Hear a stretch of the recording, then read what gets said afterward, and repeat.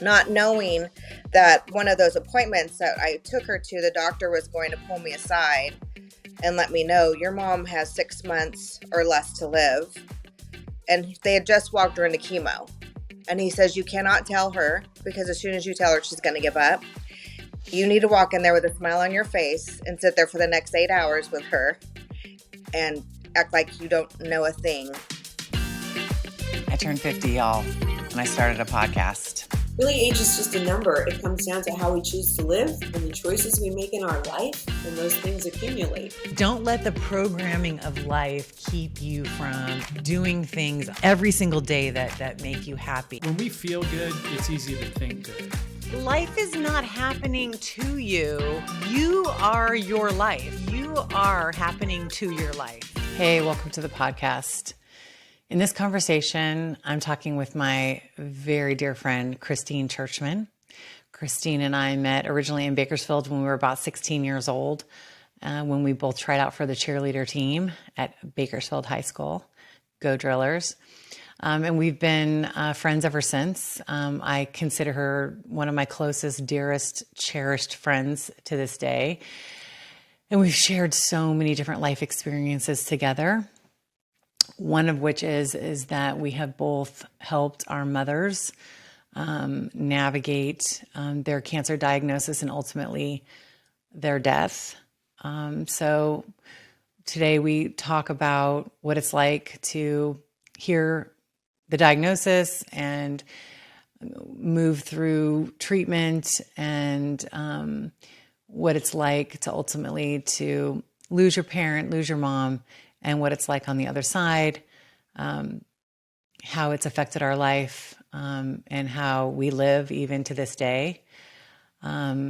This is an experience that has shaped me greatly in my life. It's one of the contributors to why I created this podcast, and, you know, the whole reason behind the idea of a good day to die is that life is short, and really, if we can find a way in every day to experience something or know something or feel something that means something to you, then, and doing that a little bit each day is what I consider making every day a good day to die. I hope you enjoy this episode. You know, we talked about having this conversation a couple weeks ago, and I just wondered, what have you been thinking about? I mean, I'm sure you've been thinking about a lot of things since we set up this time to talk, but how has it been for you anticipating having this conversation? You know, it was an easy yes when you asked me to talk about this. And then I think moving forward and getting to this day, and actually we're going to spend time talking about it, more anxiety kind of built up. I think a lot of more of the emotions connected to her death connected to me again, that, you know, you don't feel those on a regular. It's been it'll be 21 years in October. And to really connect to that has brought a lot up, which is good. So you mentioned her, you're talking about your mom. Yes. So why don't we start? You want to start with just talking a little bit about your mom and who she was and what she was like? Who my mom was. She was,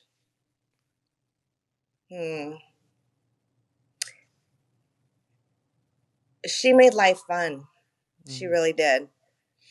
She had a quality that wherever she went, she made friends. Wherever we went, my mom always led the party. And in the sense of just making everyone have a good time, she was very approachable. She enjoyed laughing and enjoying life and spending her time with friends. And she didn't like to waste her time sitting down on a couch doing nothing. She was always busy, she worked all the time, but on her free time, she enjoyed her house, her decorating.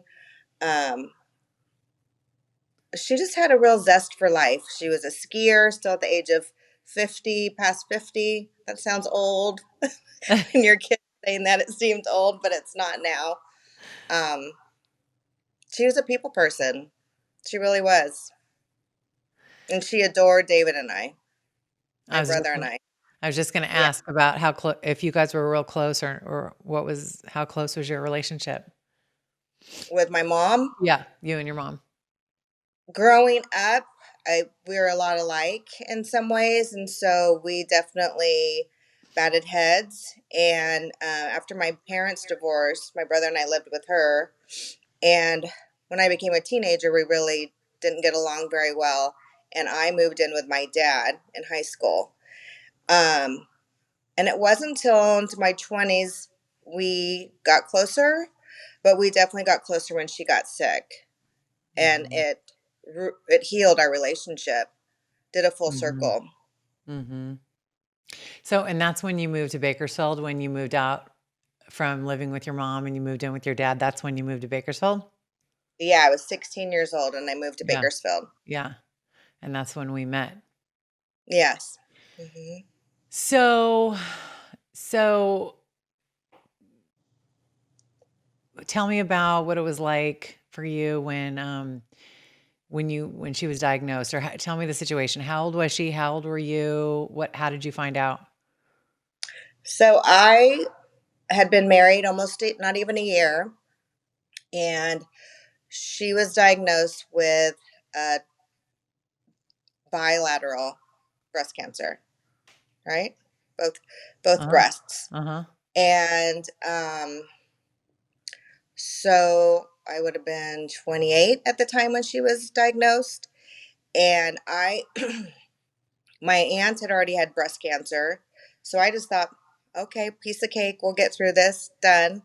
And she went through chemo like she never even had chemo. She had no reaction. She was never sick. She worked every day. She had the best attitude. Everything was fabulous. And she felt the same way of like, I'm good. I got this. And I mean, she was still spending every summer or her summer at, she had a trailer and a boat, ski boat, and where she lived in Kingsburg, Selma. There's the Kings River Mm-hmm. in Kingsburg, and her summers were spent there. And so she would go to chemo and go back to the river and be there all summer. So she did great. And like I said, my brother and I just kind of, okay, it's just something she's going through, but didn't freak us out that she wasn't going to survive because, like I said, my aunt had already had cancer and she was a survivor and doing well. And Mm-hmm. so we just expected things to go that in that direction. So how long had she been diagnosed before you got to the point where you realized this was going to be a real battle for her life? It was probably about 6 months after, well, maybe even longer. She'd probably been cancer free for almost a year. And then she started complaining that her stomach was like, she could actually do like the belly dancers could, they could roll their stomach, Mm-hmm. but it would do that on its own.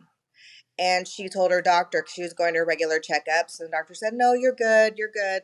We don't need anything. We don't have anything to worry about. And my brother and I kept pushing her, you need to get a second opinion because there's something wrong. And sure enough, her second opinion was the cancer had already moved to her liver. So it metastasized through her body, it was in her lymph nodes and her liver. And so then we knew this round of chemo is not going to be like it was before. This is aggressively attacking her body to kill the cancer that was inside of her body. And at the time, my brother and I lived here in Bakersfield. My mom lived an hour and a half to almost 2 hours away in Selma. She was seeing doctors in Fresno, which was 30 minutes away from her. And my mom was alone. She didn't have a spouse or significant other. And So at the time she was able to get herself to her appointments, or her friends were taking her. But then it started becoming more clear that this was more serious than we thought, and she was having to be on major pain meds. At the time, she had fentanyl patches that she was using, and became more serious with how sick she was, and it was aggressively attacking her body. The cancer was. Yeah, fentanyl is like the strongest painkiller you can be on, basically. And at I that mean, I'll, time, well, I don't know what it is now, but the fentanyl patches she would get, they'd be in this certain like 5x5 square. Well, you'd supposed to cut off a certain amount and patch it on your body. And this had happened before, where I was going to drive up and take her to her appointment. And her neighbor calls me and says, "Tina, I'm really worried about your mom. I went over there and she's a zombie." She's like, her eyes are just black. She's just like out of it. She's sitting on the end of her bed. And she just keeps saying, "Tina's going to get here. Tina's going to get here to take me." And I said, "No, I am coming." And she goes, "No, there's something wrong." So we get there. Well, she was so out of it, she continued to put patches on herself. oh God. So she was, over medicating without knowing that she was over medicating. Mm-hmm. And that was when we had a discussion with her doctors of recognizing she cannot be alone anymore. She needs regular care. She needs someone with her at all times. Mm-hmm. And that was really, that was a hard realization that happened. And it was at that time, I kind of want to talk about how we found out she was dying. The doctor had a discussion with me. She was seeing a great doctor in Fresno, and my brother had a planned vacation or trip to Cuba had planned it way a year in advance. And my mom and I were persistent. "You need to go. Don't worry about it. I'll be here with mom. Don't worry about it." Not knowing that one of those appointments that I took her to, the doctor was going to pull me aside and let me know, "Your mom has 6 months or less to live." And they had just walked her into chemo. And he says, "You cannot tell her, because as soon as you tell her, she's going to give up. You need to walk in there with a smile on your face and sit there for the next 8 hours with her and act like you don't know a thing," which was unbelievable and so sad and hard, because I couldn't call my brother. There weren't cell phones really at the time. That was over 20 years ago. There were, but not a lot of people had cell phones. Right. And plus, I wouldn't have called he's going to be home soon, not going to call him Mm-hmm. to talk, ruin his trip. But it, I don't know, it was like a moment of, I can be strong, and I can be strong for her, and that she can lean on me, and I don't have to be the one that's going to make her worry, like Mm-hmm. let her, because my mom had the attitude that she was going to beat it, even how bad she was. She never let go of that until Really? almost the very end of, she never had doubt. She never, she never gave up. She never gave up. Really? Yeah. And I want to touch on that, but I just want to stay with you when you're in that moment when the doctor's telling you, her prognosis, and you're like the only one in the world with this information. Looking back on that, are you glad he told you? I mean, how do you think it affected the way you interacted with your mom? I was grateful he told us, or he told me, and I was grateful that he was a really great doctor. He made it clear of, "I'd rather you not let her know. Let her continue her hope, because that's keeping her Mm-hmm. alive." And just to have that conversation with me, a lot of doctors don't. They're very Mm-hmm. just black and white. This is what it is. Mm-hmm. He was not. I I don't know. It helped me move forward in all the things I made sure I talked to my mom about before she passed. It really Exactly. did. Yeah. So It like, put me to, this is my opportunity mm-hmm, to say everything I want to say, to mm-hmm, forgive her for anything I need to forgive mm-hmm, her, or she needs to, without letting her know, you're going to die. So tell me everything. It was mm-hmm, never that. It was never that. mm-hmm. Yeah, that is an amazing opportunity to just have to know that instead of kind of like blindly holding on to the hope for a miracle and a healing, Hmm. that you look at this time period as like the precious time that it is and use it as wisely as possible. Yes. Yeah. Which I was Yeah. so fortunate to do. And my brother and I were both fortunate to do because, there is the patient who is slowly dying, and there is you get a phone call one day and someone's been in a horrible accident and you didn't get to Hmm. say your goodbyes. You didn't have that opportunity. So in that way, I feel very, very fortunate Yeah. for my brother and I that we did have that with my mom. Right. So he told you about 6 months she had to live. Did she live 6 months? A little less than 6 months. Yeah. Yes. And we were fortunate as again, where at the time I was an esthetician in Bakersfield. One of my clients' husband was one of the oncologists here in town, and her doctor went to medical school with him. They were good friends. So he got my mom with the doctor here in Bakersfield and had that connection that they were able to get us in when we needed to get in quickly to start everything. But we were fortunate to transition her we moved her out of her house and she moved in with my husband and I. And she started all of her treatments here in Bakersfield. So once you knew that she had 6 months to live and that she was dying and not going to recover, how do those conversations go with your mom about her continuing chemotherapy treatment? You know what I mean? There was no discussion about her stopping. There was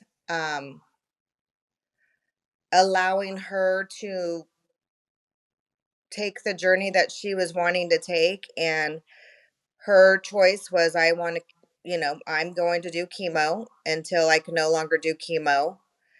Um, and that's what she did. Unfortunately, with doing chemo, her quality of life was deteriorating quickly. So there wasn't a lot of, oh, we have 6 months, let's do a trip, let's do this, let's do that, let's do all these things that we know we're not gonna be able to do in the future. It was just regular going to the chemo center on a regular basis, coming home, taking care of her, Right. and making sure she was fed. There was a lot of quality time with us. We definitely are a family. The three of us, my brother, my mom, and myself, um, we enjoyed comedies and watching, TV together and movies. And there was that, but there wasn't any discussion of, you know, maybe it's time, because once things, she was here for a while, and there was just like a catalyst of, uh, she went to get her, I think they were doing a test on her lungs and they ended up puncturing her lungs. She ended up in the hospital. Well, then from there, just her cancer was moving so quickly and she wasn't getting chemo that, we were quickly into the hospice. It Mm-hmm, just moved mm-hmm. forward so quickly. But I will say there was one time, um, because she wasn't eating a lot and she'd every once in a while get a craving, and certain things she'd want to eat, and which she knew she'd be throwing up. But I remember her, we're sitting in my bathroom, and I was just looking at her, and I mean, she just was miserable, and you could just tell. And I said, Mom, it's okay to quit fighting. It's okay. Like, we don't, you can we can quit doing the chemo. You know, you're not, the chemo's not going to make the cancer go away. You're not going to get better. And my mom just rose up and like she had no strength and just like, how dare you? How Uh-uh. dare you tell me that? You are Mm-mm. not the one that's going to tell me that I'm not going to live. And she was right. I had no place to tell her that. It was all her decision. But I remember when the strength she had, and it was, oh, my mom came back real quick. Wow. Yeah. And I It's did that. I regretted that for a long time because really someone telling you you're going to die is not, she knew, the doctor said your mom knows, but right. she still fight. You know, there's no reason to tell her that. There was Right, no right. reason needed to tell her that. I was going to ask you, if you had any regrets, about the That's time. fun. Yeah. I think that was my only one that I did that. Yeah. So And how I long thought I was making things better of letting her know. Um, so, so how long did she live with you and your husband? she probably lived with us for probably hmm, 2 months, Mhm. 2 months, maybe a little longer. And you know, at the time I had no kids, so it was very easy for Jet and I, which my husband was a huge help with my mom. So yeah, she moved in, and you know, she had a home in Selma, and my stepmom and my dad, they went to that her house and packed all of her entire house up. And my mom never questioned a thing. Like she never said, I want to go home. And this was when she was still doing well. Like she definitely needed 24-hour care. She needed someone with her all the time. But that was amazing to me how it just flowed. And she Mhm. accepted that she was living with her daughter. Mhm. She accepted that her house was no longer and she was never going to see her house again. And my mom, she did not have the biggest house, but she had the most beautiful home that she created in her backyard. She did a lot of great things back there and just made this beautiful garden, as in the trees and the streams and just different flowers and, you know, giving all of that up. Mhm. That amazed me about her, that she never questioned it or never said, why, you know, I want to go home. I don't want to be at your Mhm. house. Mhm. She accepted that she needed to be where she was. And Mhm. one thing about my mom too is, which I'm amazed at, she never complained about her life. And, you know, we all have shit that goes on in our life. And she had a divorce. She didn't have the best, you know, parents growing up or experience with her parents. And my mom never complained about her life. She always said, Tina, I've had the best life. And it's the life that she created for herself. And she was so happy in the life she created for herself. And she didn't have a lot either. And that always, Mhm. she lived in her own happiness, what she created for herself. Mm. She lived in her own happiness. Isn't that beautiful? And I'm Hmm. and I'm and I'm also just imagining how it must have felt to be able to, as you say, move so seamlessly through the phases of her later disease, moving out of her house and moving into your house and Hmm. allowing herself to be held by you and Jet and David. And I mean, there's got to be so much comfort that comes from being held that way, Yeah. Yeah. and it's almost like she knew. I mean, I mean, I don't know. I just think that there's something so beautiful about, having that kind of care and attention when you're Yeah. struggling to beat a disease like that, and also at the same time probably knowing that most likely you're not going to beat it, you know? Yes. I was thinking about it today driving that, she really trusted me, Yeah. 100% to take care of her. And I remember, this was at the last couple weeks of her life. She was in the hospital and I was there all the time. Um, Is I'd this come home. because she was on hospice, so she was in the hospital, or something else? Was that when her No, lung she was was in punctured? hospice. No, she didn't get hospice. She was in the hospital before we got hospice. Because of the lung? Yes. Yes. And that was a catalyst that the once her lung got punctured and we had to be in the hospital, her cancer just, Right. Yeah, it's like wound up. her body couldn't keep up anymore. I mean, it was just like too much. But, she, there was a time I left and David called. I had gone to Target. I knew we were going to be bringing her home, and I went to get setting up her hospital bed, getting the room ready in the house for hospice. And David calls and says, "You need to come back to the hospital. She just wants Tina. She just wants you to get here." Uh-huh. Um, and like she trusted me to be with her. I mean, her and my brother were very close. Like they were best friends.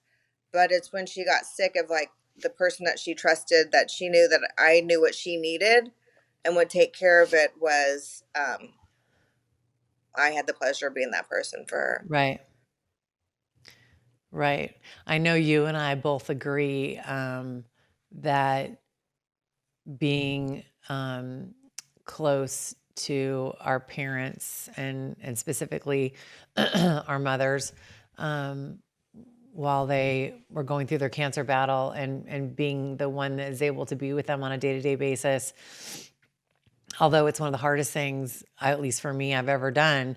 Yes. It is a privilege. Like, we both acknowledge that it is a privilege. We see it as one of the greatest gifts that we, you know, got to have. So your mom was how old when she died? 56. 56. So young. So what was it like for you after your mom died? Like immediately after?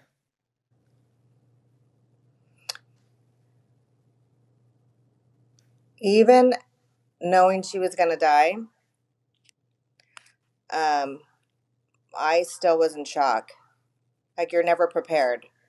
Like even though it's coming, I still I struggled. I struggled for quite a while. And even though you felt like you did say everything, which I did, looking back, Mhm. I did say everything, you feel that you didn't. You didn't have enough time.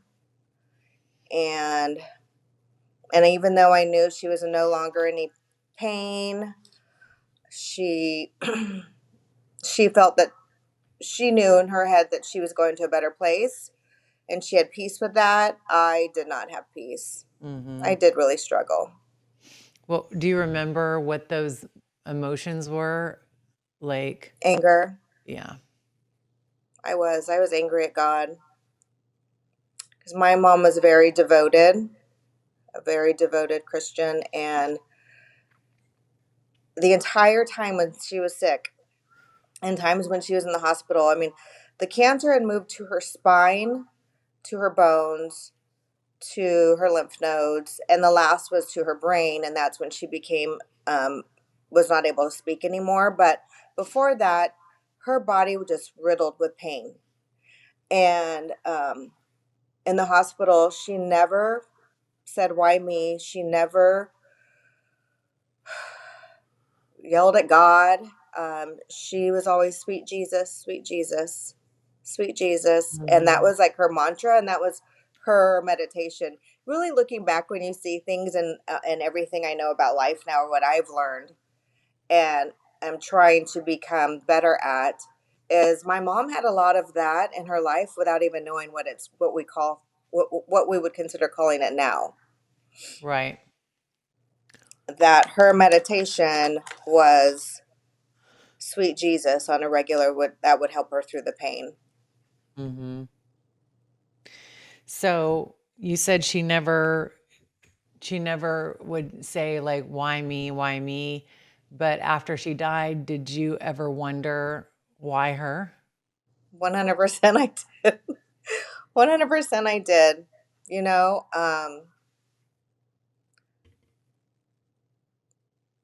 to be completely honest, it was why my mom and not somebody else that they, they're not living their best life. They're not, um, why take someone who, Mm, like I said earlier when we first started, my mom just made life more fun. mm-hmm. And why take that joy from my brother and I so quickly before we even had children, which my mom always wanted grandkids. And she never had that opportunity. And yeah, it was. So, and I feel like it's almost like we had the same experience. Like everything you're saying is so similar to my experience with my mom too. But ultimately, it's been, you were what, 28, 29, 30 when I she was passed? 30 when she passed. She Okay, passed in October 25th, so 21, 2001. so 21 years ago, is that what you said? Mm-hmm. Mm-hmm. So in that time, have you been able to answer the question for yourself, why her? It's not a question about why her, but why not her. Um, why not her when she did have a great life? She was ready to when it was finally came to the end, she was ready to leave. And I really believe she did leave with no regret, even though I said she didn't get to experience a grandkid. She didn't do a lot of stuff maybe she wanted to do. But she led her life. She lived her life very authentically for who she was and unapologetically. Very independent woman, and I can see why it was her. You know, my mom has 10 siblings. She's Oh one of my 11, goodness. Oh my and goodness. there have been quite a few in our family that have already had breast cancer, but my mom's been the only one to die. Wow. And I just feel like she was, you don't want to say ready, but she was prepared. My mom 100% had a peace when she Uh-huh. finally came to the acceptance she was dying, Mm-hmm. and it was easier to watch her leave Mm-hmm. us, knowing that I think it would have been even harder for me if Oh my yeah. mom died with an angry heart, Yeah. an angry, a why me mentality. Yeah. That would have made my own struggle that I did have even harder, which is unimaginable how bad that would have been. Mm-hmm. Mm-hmm. You know what's funny, Joanna, is talking about all this stuff is making me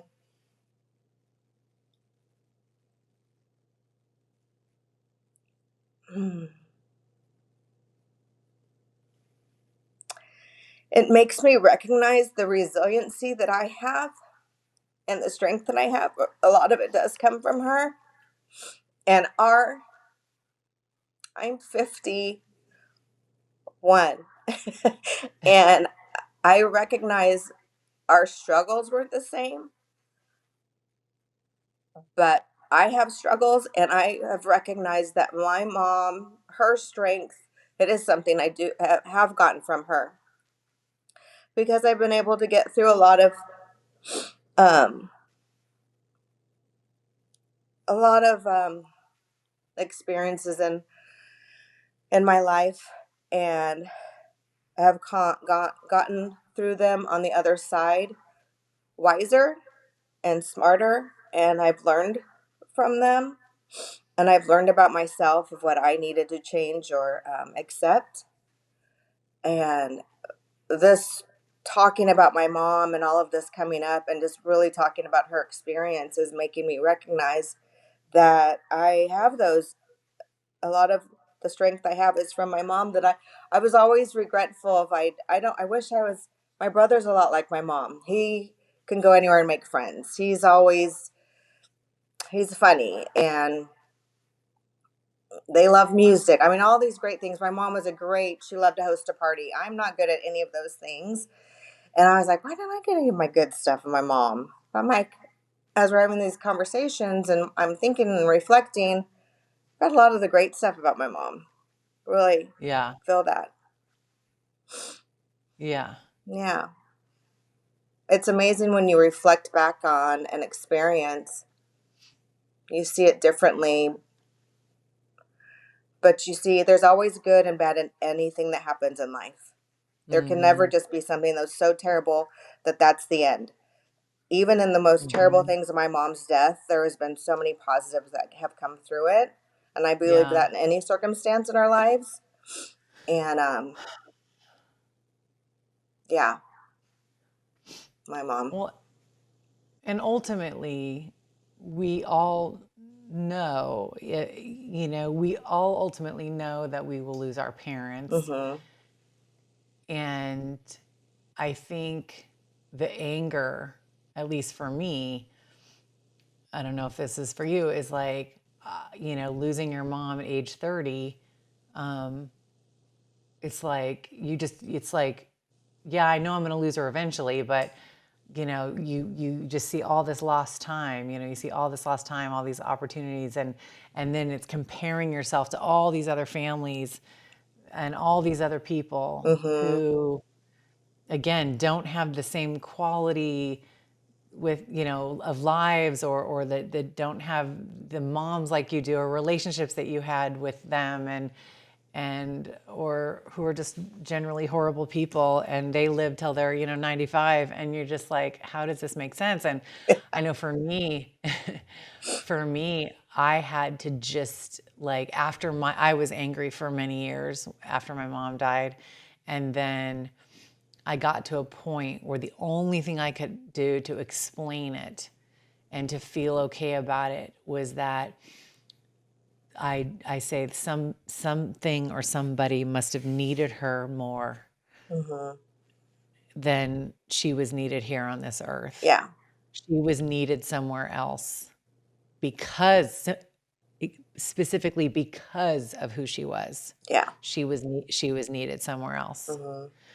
And my mother too was 100% at peace and accepted her fate when she was dying. And when she was alive and fighting and in the acceptance mode, I remember it made me crazy.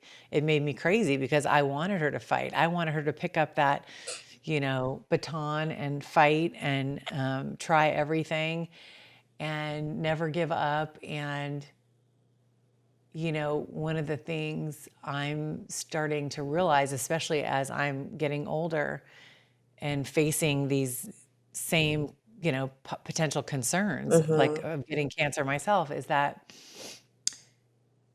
I'm going to die. We're all going to die. Mm-hmm. And it's like, the sooner you can get right with death, the sooner you can get right with life, first of Mm-hmm. all. And then, like, the sooner you can get right with death, the less painful this is going to be for everyone, Yeah. including you. And because And we're when you all, say right with death, I don't think you mean like I'm ready to die now. Like it's more of like right with death if I'm going to die someday. So live the life I want to live now and do all the things that I want to do or learn or change or become. I mean, everything that you want to do, don't stop and I'll do it later. I'll do it Mhm. later, or that's when you're ready to, I'm going to die. So why am I going to wait? Why am I not going to change those things now? I'm not going to be able to explain this correctly, and so for anybody who listens to this, please forgive me. I am in the process of studying this, and I will talk about this at a later time. But there is a philosophical way of being, a philosophical course of study, and I'm not saying it's right, but it's called Stoicism, and it's kind of a philosophical outlook, and one of the things they call them Stoics. One of the things Stoics practice, they have different practices, and one is called like something like last time thinking or the last time exercise. And it's where you maybe take 5 minutes out of each day, or just whenever you can think of it, imagine that it's the last time that you're going to be doing this thing. And I remember when I was in Aurora Grande last week, and I knew it was the last few days that I was going to be at the house and in Aurora Grande for the summer. And this is the house that my parents built 20 years ago. And my mom loved this home, and now I love this home, and my dad's living there now. But I was on the beach, and I mean, it was a real like slow Band-Aid pulling off for me to leave that home last week. Really? Yeah, yeah. And I had been almost every day, either myself or G and I, we'd walk the dogs on the beach. We'd drive down to Grover Beach and walk the dogs. And so I'd be at the beach every day. And like the day before we left, I was on the beach, and I was just like, I practiced that exercise of imagine this is the last time. Like, look at these dunes, and look at the plants on the dunes, and look at the wind and the plants on the dunes. And like, imagine it is the last time you're going to see this, and like experience it right now, like this moment, and it was like a moving meditation as I just scanned as I was walking. And, so incorporating these kind of techniques that I'm learning about, making this every day, these, not that we want to spend every moment in this, like, psychedelic, appreciation of the fucking plant, but like, where you can have moments where you're like, today's the day. Today is the day that matters. Yeah. And say the thing and do the thing, and, but yeah, I mean, so you feel as years have gone by, you feel that you're able to accept it more, like accept the fact that she's gone, and accept that it's almost like on one hand, what you're saying is like you're realizing you have these traits about your mom, and I have been doing that too over the last 8 years since my mom has passed.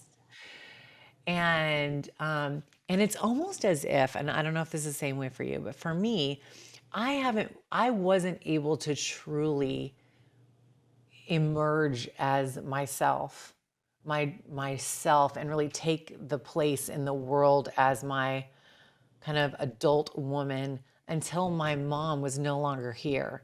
It's like, interesting. I've always felt that she had such a big presence in our family, and also in our, in our community, our greater family and friend network, and stuff. Such a big presence. And and then when she was gone, it just felt like a big black hole. And at first everybody's kind of like chaotically going, big hole, like, what do we do? And, and I tried to fill the hole for a long while. I tried to fill the hole, and that doesn't really, you're like, I keep trying to put stuff in the hole and it's not filling, like it doesn't work. And then somehow I get to this point where I'm realizing I can just like, kind of allow myself to expand, not trying to fill something else and fill her shoes. And I feel like these traits of my mother kind of blossoming inside of me. that I don't think could have blossomed in the same way with her still in the physical presence in this world. And Interesting. uh-huh. Yeah. Um, so, I You became I your own person. yeah, and it's a becoming, right? It's like Yes. there's no line you finally cross. Yeah. It's an ongoing Hmm. thing. It's funny you saying that because like I brought up that I always like, why didn't I get any of my mom's good traits? Well, you know, no parent's perfect and we're all human. And my mom was a yeller and a screamer. And for years I was too. And I'm definitely not that person anymore, which has changed me significantly. But just because my mom is that person didn't mean I needed to be that person. And I felt like, well, this is how I didn't know any different. And it took me a long time to realize, but I can relearn, not just because my mom, it's my choice now. It's not because my mom. And that's been huge for me. And maybe if she was still here, she'd still be screaming and yelling. No, but yeah, Mhm. it's So interesting the traits we get from our parents. do you ever get the sense that your mom is in the same energetic field as you, 100 or all the time. all the And time? nobody else, my brother definitely does not believe like I do. But no, I can still smell my mom every once in a while, or a certain, am I thinking about her and something that is meaningful to me, a certain song will come on. Or, yeah, I definitely have my mom's energy around me a lot. Just like I said, I was sitting here and I'm redoing the big hutch or painting it, and everything is off the hutch on my dining room table right now. And everything's just upside down. And I was moving stuff and I moved one of the pictures. Hadn't thought about the picture forever, but it's a picture of my mom. And that's my mom. Like, I'm right here. Like, Yeah, that right, gave me, right. Like, don't forget, this is about me, bitch. you better talk about me. It just reminded me, like, she's here. Yeah. So I'm going to switch gears for a minute and just recap. So you lost your mom when you were 30. And then just to give context, my father, my birth father, I don't know what to call him. I have two dads. I have a biological father who was my dad, and I have a stepdad who raised me since I was 6. And my birth dad died when I was just 22, of pancreatic cancer, and then my mom died when I was 43, of pancreatic cancer. So if we're keeping tabs, we've got 2 birth parents dying of pancreatic cancer. There you go. And you lost your mom to breast cancer, and you've already mentioned that some of your aunts also had breast cancer, Hmm. and And cousins. cousins, and your dad also has My prostate, dad has prostate cancer right now. and your dad has Sorry, prostate you were cancer saying? right now. Yeah. So we've got cancer. We've got cancer we've got parents dying of cancer very, very young in their lives. My dad was Yes. 49, your mom was 56. And of course your dad is 78. Is that how old he is? Yes. 78. So, I hope um, he is. yeah, 78. 76, 78. Oh yeah. Don't. Um, so knowing that, I've been kind of researching and reading, kind of getting, refreshing my memory and current statistics about, like the leading causes of cancer and cancer Hmm. rates. and whether or not, death rates in parents, how much does that affect, whether, their children's rate of, potentially getting cancer. I mean, they definitely, Yeah. as well as I know, they ask it on every doctor's appointment you ever go to. They want to know your family history of cancer, but, Yes. um, you know, knowing the fact that we've got this cancer in our family, I'm curious, how you think about yourself and your own mortality, and like, do you worry about it? Do you, live your life a certain way? Or now that you're getting over 50, do you think about it more? Like, what, if anything, are you thinking about in as far as like whether you are or not likely to get cancer, more likely The than other cancer. people? Mm-hmm. I I definitely believe that if you worry about something too much or a lot, then you will bring that into your body, into your mind, into your soul. And I am aware I am getting older, and I am I regularly do my mammogram, but I'm going to change that over to getting a different type of test regularly for my breasts. Um, as in the health wise, I am a supplement queen. I probably spend more money monthly on my supplements than that's probably my biggest expense in my life, Mm, of just greens. And I eat I eat mainly healthy. I'm not a fast food person, fried person. Um, in that sense, I'm a water drinker, 100%. Um, on the side of that, that's what I'm doing for you myself. also quit smoking. Quit smoking. I On the other side, I'm just recently finally getting all the orders in a row to where I can get the BRCA test, Mm-hmm. which will give me let me know if I carry the gene for breast cancer. Mm-hmm. Um, and that can be handled differently than I thought recently. We had talked about this, and you had said no, you don't have to just remove your breasts anymore. There's other forms of tracking that if I do have the gene. So I am being proactive in that instead of just walking blindly and thinking, oh, you know, if I get it, I get it. I in my family, unfortunately, I do 100% think it's a ticking time bomb. My mom and her siblings were farm workers, children of worked in the farms, and I believe that their breast cancer is from the pesticides, because Mm-hmm. I've had three cousins. Now I've fourth is presently been diagnosed, and I've had my mom and aunt with also three aunts have all had breast cancer, all on my mom's side.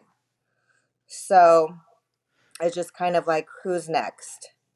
So, Mm-hmm. Mm-hmm. and I think recently with my cousin who's 54, who was just diagnosed, and it's too late of the diagnosis. It's already stage 4. And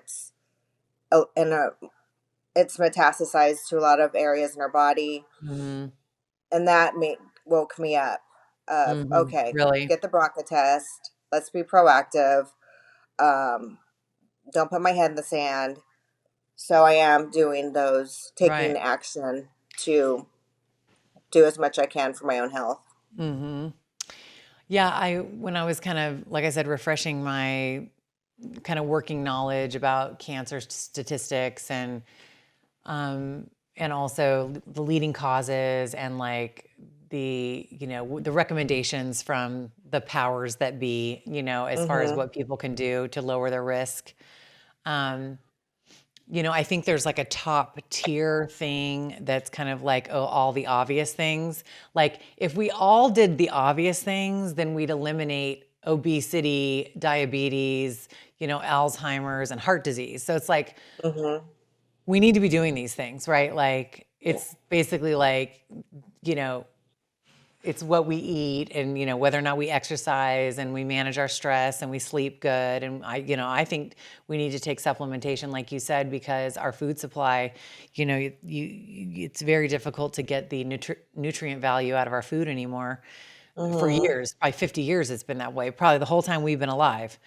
And then all the chemicals we're exposed to, right? So it's like all of these things that would probably reduce our cancer risk. Again, it would get us all to a healthy weight. It would minimize metabolic syndrome and diabetes, reduce heart disease, dementia. All of these things are related to, inflammation in the body. And, Yeah.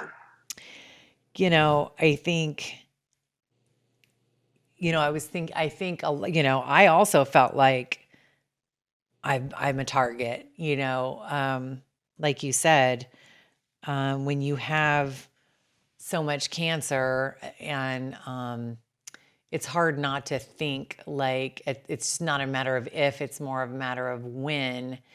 And I've often thought about throughout my adult life, what would I do if I get cancer?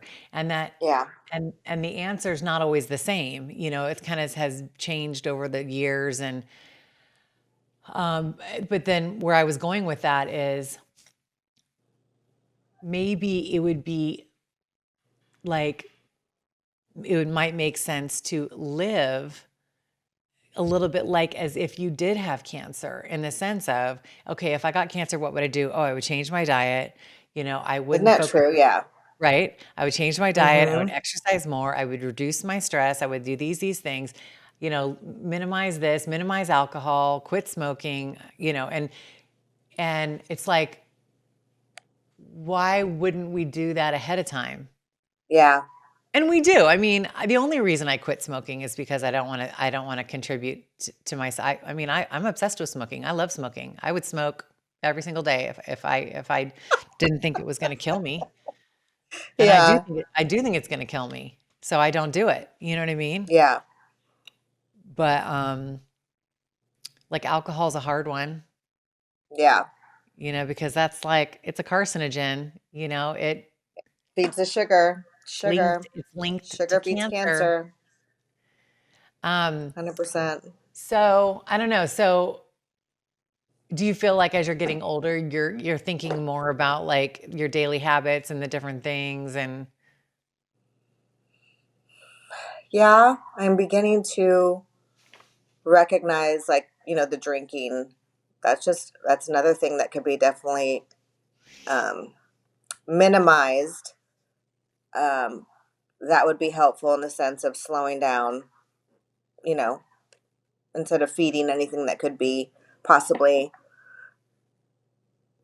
in my body in the future. But it's like what you said of like, once you get it, then this is what I'll do. Or you think, okay, well, what would I do if I had cancer? Oh, this is all the stuff I do. Well, when it's already almost too late, because then you're right, fighting it. You're going uphill in the gravel right, instead of walking in the meadow like this, and you're already right, doing that. So it's preventing it's bouncing off of right. you. Yeah, That's something to really think about. yeah. I mean, I think it is something to think about, but I think it's not just cancer, right? I mean, I really do think it's like I've been rereading and re-remembering this whole idea of the anti-inflammation diet. Dr. Andrew Hmm. Weil created the anti-inflammatory food pyramid, and it's kind of like a Mediterranean-based diet. Yeah. And just thinking about getting a little bit more serious about the food situation. It's a constant battle, as you know. I mean, Constant. it's a constant battle. But yeah, I mean, do you think about that? I mean, do you think about, about like cancer, how much is like you said, pesticides, you think it was the pesticides. Hmm. And so you obviously feel that there's a high burden put upon us through environmental chemicals. Yes. Like Yeah. that's a bullet. That's a bullet for me. Yeah. Just with how many people have had it in my family. I mean, that's it's Yeah. not random that so many No. of my aunts have had breast cancer. And they all worked in the fields? All my mom's siblings, they all worked in the fields. Hmm. Hmm. Interesting. So when are you getting your test done? I'm waiting. The doctor's office made a mistake. They thought I was pregnant, so they gave me a different test. I'm just waiting. Hopefully next week it'll be done. Wait, It's just a blood. It's wait, just what blood about the work too. how Huh? could they think you were pregnant? Because my doctor's office is failing me. And so I'm going to take my health care in my own hands, and I'm going to be finding a new doctor, a new practice to be going to, because they continue to fail me on so many levels. This has been a process for me to get this BRCA test done. And it's a simple blood work. And it's such a large office that their communication is breaking down. And I'm not gonna I'm gonna go find somewhere where I'm gonna get taken care of the way I should be taken care of, and Good for you. yeah. So that should be done though in a week or so. Having that done. Mm-hmm. Good. Yeah. So I mentioned No, that your dad. I wanted to ask you a question. You brought up that your dad passed away. Your birth dad passed away when you were 22, pancreatic cancer, and then your mom passed away of pancreatic cancer as well. And is it still considered rare for women to get pancreatic cancer?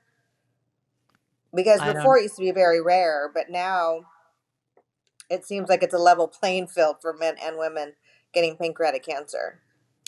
I don't know the answer to that at all.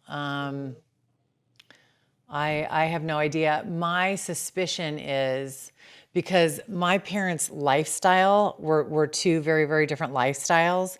My Uh-huh. dad my dad smoked and drank to excess, and my mother did Uh-huh. not smoke and did not drink to excess. And so for them both to get pancreatic cancer, I feel that it was some kind of environmental something in the water or some kind of exposure where Mm. they were both exposed. I don't know. I just think it can't be a coincidence. I Yeah. mean, you know, um, I don't really know, but and I don't know about whether women get it more than men. I think there is a link, and it depends on what resources you look for, because like if you look at the National Institute for Cancer or, if you look for traditional kind of allopathic, cancer information, they're going to tell you one thing. And then if you go and look at functional medicine doctors and naturopathic medicine doctors, they're going to tell you a whole nother story about what Okay. causes cancer and things like that. So, you know, that's one thing that's really difficult is all the different information out, different types of information out there. And, I've been talking with my boyfriend about this the last few days as I've been really thinking about this subject matter and just thinking about what's happened to our world in the last, really since the 50s. So now it's going on 70 years of what's happened to our food, the industrialized food revolution, where Yeah. everything started becoming from fresh food to packaged food, from, everything went to monocropping, this huge industrialized farming complex, these huge monocrops. And then we have the pesticides that every single thing that anybody's eaten for the last frickin' 60 years has been sprayed with Roundup. Yeah. And so we're losing the nutrition in our food, plus we're poisoning ourselves with the pesticides. We're smoking, we're drinking, we're stressed, we're just radiation from everything all the time. And it's like, and we're fat, right? We're all just Yes. fat, just eating sugar and oil and what's the other one? Salts, and processed foods. It's like, it would be weird if if all of these diseases weren't happening, like if we weren't having an epidemic of obesity and diabetes and heart disease and cancer and Alzheimer's, it would be weird if that wasn't happening because Yeah. of literally what we're doing to ourselves, Yeah. you know? But Well, we can go in a completely different direction about the food sources we have. I mean, it's cheaper for a family to eat at McDonald's than it is to buy fruits and mhm, vegetables. It's mhm, ridiculous. mhm. It's like setting people up to fail. It's setting people up to die. Yeah, and then so that's all the food is what's happening to our food, and then you've got the whole pharmaceutical global, situation where they're just trying to like throw pills at symptoms all day long Yeah. because that's what they do. And people want to feel relief, right? People are in pain, they have symptoms, they want relief. And we Yeah. have just been taught over the last, again, 50, 70 years that don't look inside yourself. Yes. Don't look inside yourself. Don't take responsibility. It has nothing to do with what you're doing or what you're not doing. Yes. You've got this symptom. Let's give you this pill. And, I put in my notes as I was doing my research, I came across this woman named Dolores Cannon, who is a very well renowned hypnotherapist. Actually, she was famous for initially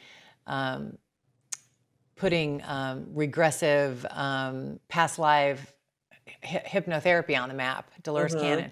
But I found this quote of hers where she said, "Every disease is your body talking to you. If we would only just listen to what it's saying."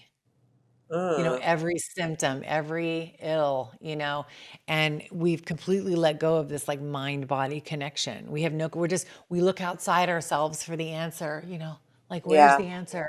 Doctor, tell me what I should do, Yeah. and it's like we all actually have this inner knowing of whether we're in a state of disease or health, whether it's mentally, physically, a combination of both. And we've just become so disconnected. And the pharmaceutical company, the industrial medical complex, the food system, it's all just not only like it's emotionally and physically keeping us away from our knowing and our food because we're so separated from the farms and from our food supply and how that food even comes to fruition. So we're just completely disconnected from ourselves and from the food supply. So what else? What else should we? Anything else we want to capture? I just want to hit on a couple things about what I learned about my mom having cancer or Yeah. going through the process of having a parent who's dying. Um, my stepmom recently passed away from pancreatic cancer, and mm, we're very fortunate. My dad, they had wonderful marriage. They just loved each other so much, and he was fortunate that he was able to take care of her. But that wasn't what I was getting to. But what I learned about when my mom, when she got sick, is you have to be an advocate, and you have to be an advocate for the person who is sick when they can no longer be an advocate for themselves. And it's okay to get second opinions. You're not going to hurt the doctor's feelings. It's about your life. It's about their life. It's not about, even if you do offend a doctor, who gives a shit? It's your life. And it's okay to, if some people would call it selfish to think that way, but to do whatever you need to do to have your voice be heard in decisions and what you're wanting or what you're wanting from your doctor is so important. And it's okay to feel all those things and to expect those things from your doctor. Um, our biggest lesson was when my mom's cancer moved to her liver. We didn't know anything at the time, and we also didn't know that she can't just be eating red meat. She can't be eating all these carbs or tortillas that are her liver wouldn't be able to process it, which would just cause more issues for her stomach. And we were never told, well, she needs a dietitian. Oh, well, the doctor said she can eat whatever she wanted. Yeah. Well, doctors don't know everything. They Well, they don't know specialize in anything what, about nutrition. They don't have any no, nutrition not at training. all. And just because they say that doesn't mean that's true, that doctors do not know everything. And it's so smart to do your own investigate, to learn what everything you can about what you're dealing with, instead of expecting your doctor to tell you everything, and ask tons and tons of questions Well, that's what I'm that saying. matter. Instead of looking outside yourself for all of the answers, we have to Mm-hmm. look inside ourselves, and also research, and Research. don't just believe everything everybody tells you. Yes. Well, my doctor said, or even not questioning, well, my doctor said I can have one pill every 2 hours. Okay, but you're in so much pain. How about you have two? But well, my doctor didn't say that. Your doctor's not here. It's a lot of it is too. There's old mentality of the, you know, older parents or grandparents. They just feel like, know what your doctor says, that's what you do. You don't waver from what their directions were, when it's okay to waver. Your doctor's not a god. I remember when my mom was diagnosed with pancreatic cancer, and I just couldn't believe it because my dad had died of pancreatic cancer. And I was like, how does this even happen? But I was like, okay, I'm prepared. Because think about it. It was 21 years later. And I was like, okay, Mm-hmm. I'm ready for this. Like, God prepared me for this. I got my practice run in. I'm ready to go. And Yeah. we went to the doctor. I went to the doctor's visit with her. Had all the questions, and then I was researching all of these integrative places for her to go, and all these naturopathic places, natural remedies, because I was really afraid of her to do chemo. And she did go to those places with me. She went, and we interviewed those integrative and naturopathic doctors, and ultimately she decided to go with, the traditional oncologist. Yeah. It was so hard to swallow that pill. But I feel like looking back now too, it's, number one, it's her decision. It's her life. Her journey. It's her journey. And number two, you are the witness. And also, you get to practice letting go in that moment. You get to practice, Mm-hmm. I'm going to supply some information, and then I get to let go of my attachment to the outcome. Yes. It's not about, her decision is not about me. What is about me You're is, not being rejected because she doesn't go with your choice. It's not about you. no, It's not about us. no. And that's hard as the daughter, right? Because Mm-hmm. we're raised by these women, and frankly, it was about us. Like, it was about us for a long time because they were our moms, Yeah. And Yeah. and now it's like that letting go of that it's not about us Yeah. until it is. And then we get to drive everyone crazy with our decisions, and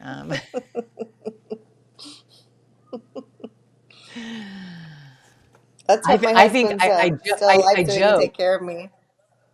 Say it again. Let's hope my husband's still alive that he can take care of me. Yeah. My dying age. I joke and say the second I get cancer, I'm gonna start smoking again. I'm gonna be like, fuck it. Because I've done everything to prevent it. Now, like, fuck this. Where's Fuck a this. lighter? Let's go. Bring it on. You have a secret pack in the fridge just waiting. Has a seal on it. It's time to pop the seal off. I wish. No, I don't. It's like nuclear war. It's happening. One more swag before. Oh gosh. So now, your dad's been sick with prostate cancer for like what, 3 years? Oh, I think 4. And it's been a process for him as well. And, I think we found a great doctor now. The new doctor he's seen, I feel, is very invested into his case and is. I felt a little that he felt maybe surprised that other resources were not already given to him before his PSA number is already so high from his Mhm. recent doctor. And I feel like he's going to start taking control of it. But I think his outlook seemed very positive. Mhm. So that's just a new. So, how has it been different for you navigating, being a supportive, daughter to your dad? How is it different or is it different? Like, how are you approaching it differently? Very, very different. My parents divorced when I was in fourth grade. So my dad ended up remarrying when I was 17. So he's had a wife for years. My mom never remarried. So her, you know, she was David, the three of us were very close. She was very close to David and I. And when she got sick, it was just, yeah, we're going to take care of you. We're going to help. And we were just a unit. It was never questioned. Right. When my stepmom got sick, it was very different, even for my sister, who she took care of her father, who had passed away as well from cancer years ago. When they are a unit, my dad and Judy, to where they didn't need our help, which was very hard for all of us. But they didn't want our help at all. They were very private people, and that's the way they are. And it was hard to let go and accept it because we felt like, well, no, we could be helping in some way.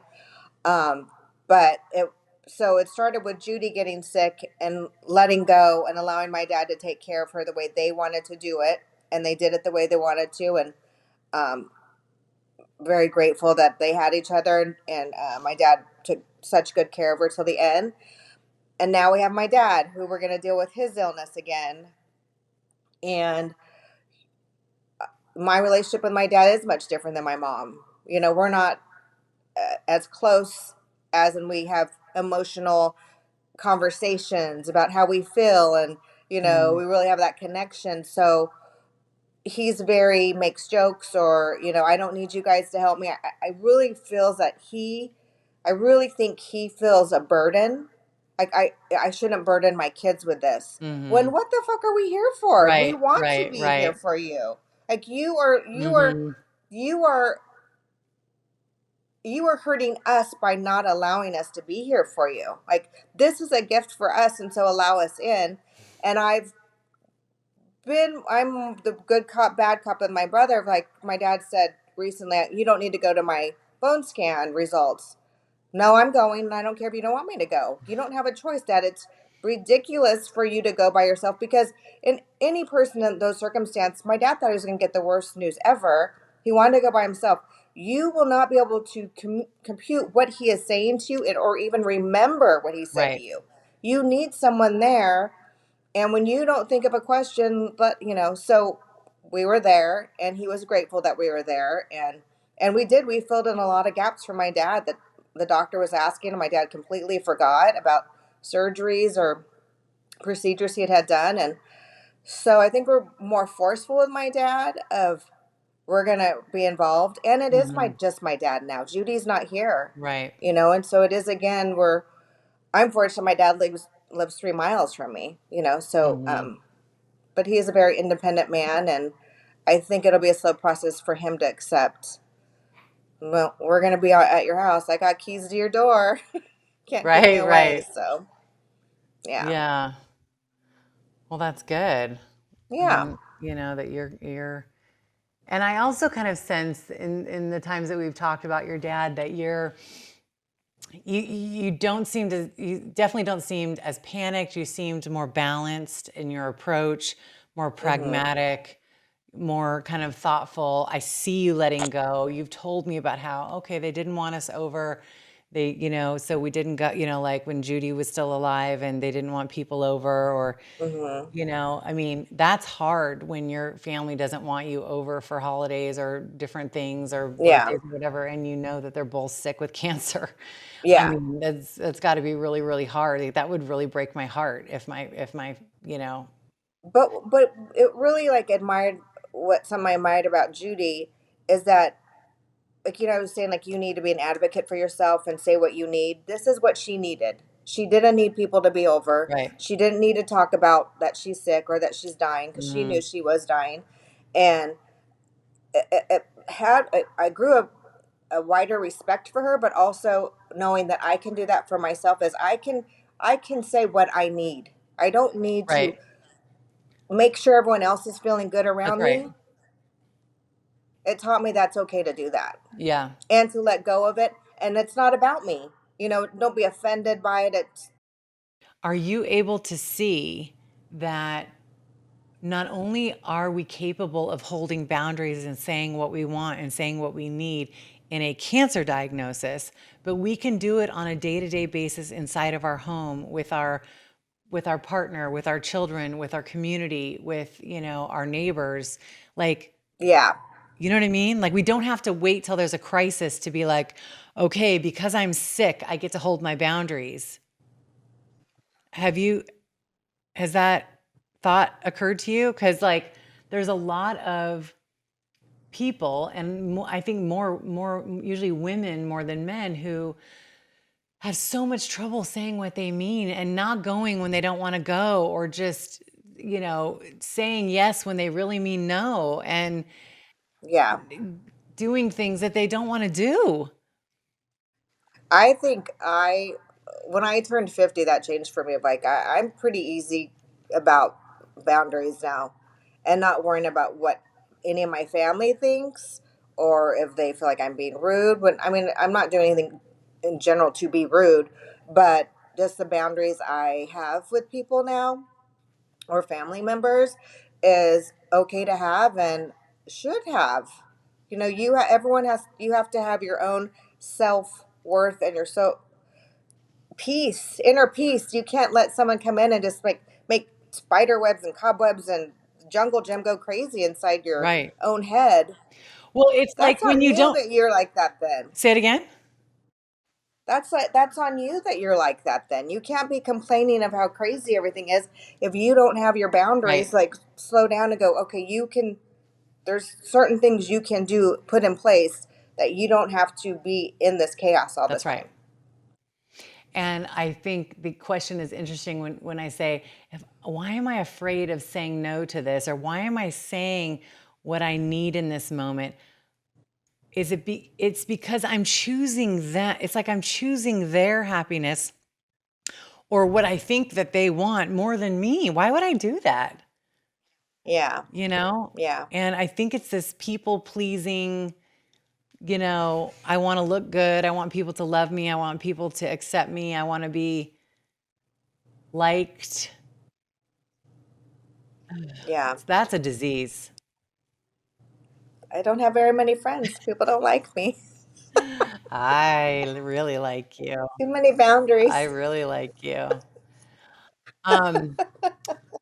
Okay. Anything else you want to get out there before we complete? I think you hit on it, that it watching or experiencing the death of a parent is so hard, but I believe it's one of the biggest gifts that my brother and I were given, that we were able to be with my mom's bedside when she took her last breath. Real blessing that a lot of people don't get, and they still have their moms here. I that's a blessing that I'm very grateful for. I remember it was like 3 days, or 2 or 3 days before it was her birthday. Yeah, it was her birthday on it was June 14th, right? And then I think she died on the 19th, and so I think it was on the 14th that she needed her hair washed, and so I remember in her bed I washed her hair, Yeah, she.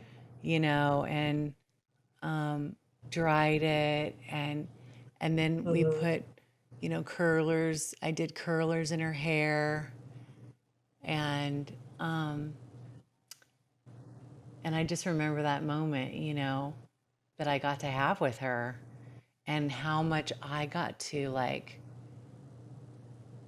take care of her in that moment, and Yeah, and she got to let me take care of her, and it was like the most precious Taking every moment. moment I'll never forget. I'll never forget being in that room, and I wouldn't change it for the world. And I miss her so much. Like, I miss her so much. And I don't feel my mom. She doesn't come to visit me. There's been a couple times in a dream where she did, and it was so magical. And then I really felt her presence. The one and only time I really felt her presence was, and I think I told you this, when I sat in an ayahuasca ceremony in Costa Rica, and it was like she just zoomed in, and it was so amazing. But yeah, I wouldn't trade Mm-hmm. going through that experience for anything. I mean, but yeah, sucks not having your mom, for sure. It sucks completely. I mean, we're part of the club of having parents die of cancer, but we're also part of the club of, being without our moms, in my opinion, too soon, way too soon. Yes. Yes. Anyway, and we're also from the Bakersfield Club, and we're also from the Drillers Cheerleader Club.